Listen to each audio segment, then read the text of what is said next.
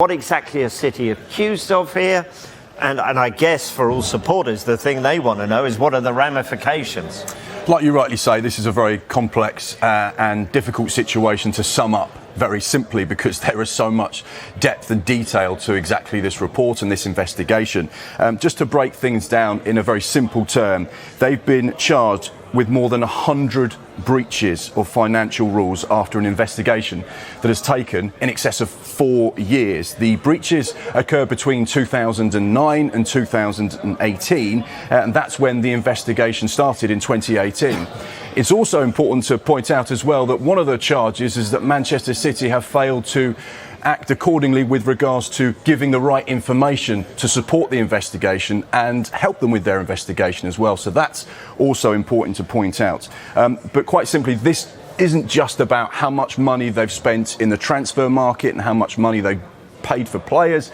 This is a much bigger picture that goes back over many, many years. OK, so we know it's going to go to a commission. What will this look like? When are we likely to know what the result is? That's the big question. How long will this take? Well, I touched upon it just there. It took in excess of 4 years for this investigation to show its findings. So therefore, if Manchester City fans are expecting this to be sorted out anytime soon, then that's absolutely not going to be the case. An independent commission will be formed of 3 people from the 15 members, or potentially some of the non-members as well, and they'll be the ones that are deciding exactly what happens with regards to the outcome of this.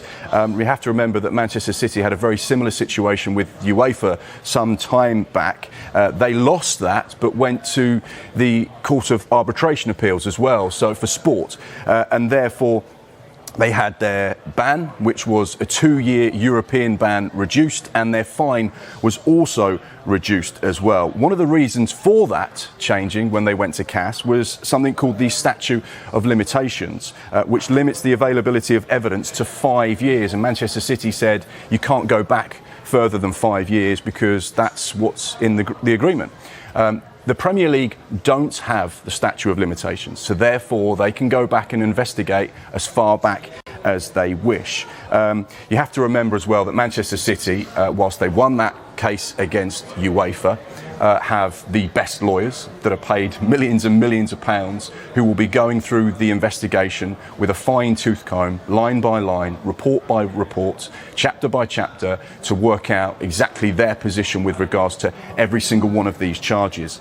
This will take some time. I know Manchester City fans will be looking at this and thinking, I don't want this to overshadow what is a brilliant era for my football club. They're enjoying the best years in the history of the club with Pep Guardiola playing some of the most attractive football.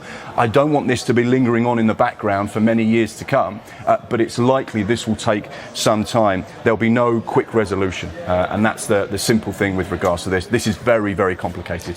OK, so that's the long term. I guess another question is, what about the short term? What does this mean for City right now? Will this have any impact on them in that shorter period? There'll be no impact immediately on points deductions or transfer embargoes or anything like that. The only effect that this potentially could have is on the players and their mentality and mindset. Whether they let something like this affect them, it's not going to affect them on the pitch. But whether it just lingers in the background is something that we don't know. Of course, Pep Guardiola has always spoken very publicly about the support he's had from the board. He has a fantastic relationship with the owners at Manchester City. There's a real trust there. And he's always sat in press conferences and said, I'm really comfortable with the position of the football club. I've been assured that everything is above board and in order. There's no issues there, so I'm comfortable with that and I trust them. You talk about some of the punishments. There are varying punishments that could be dished out to Manchester City off the back of this investigation. They range from being quite severe to minor. You know, some of the things could be suspension from playing league matches. They could have a points deduction. That would be applied in the current season of the investigation being completed. So that wouldn't be taken back a few years. It wouldn't be this season. It will be when the investigation stops and is completed and they bring out their findings. That's when they'll say, right, there is also a points deduction, should there be one.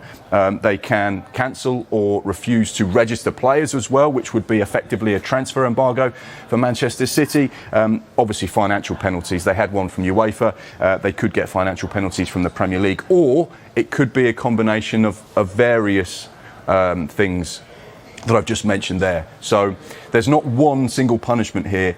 It could be a complex situation where there are various different punishments. Okay, right. So we go through all of that, all the commission. They deliver their findings, which we understand will just simply be posted on their website, which is interesting. If this doesn't go City's way, what comeback do they have? You've mentioned the Court of Arbitration for Sport, but why is this not an option? This isn't an option. Like when they were fighting UEFA a few years ago, they went to the Court of Arbitration for Sport and they fell upon Manchester City's side, but they can't do that in this situation. This will be done by an independent commission formed of 3 people from the 15 members or non-members as well. And if the initial investigation and the initial trial goes against Manchester City, they can appeal. So it isn't a simple case of this is your punishment, end of, you have to walk away and accept it. They can appeal to the Premier League again.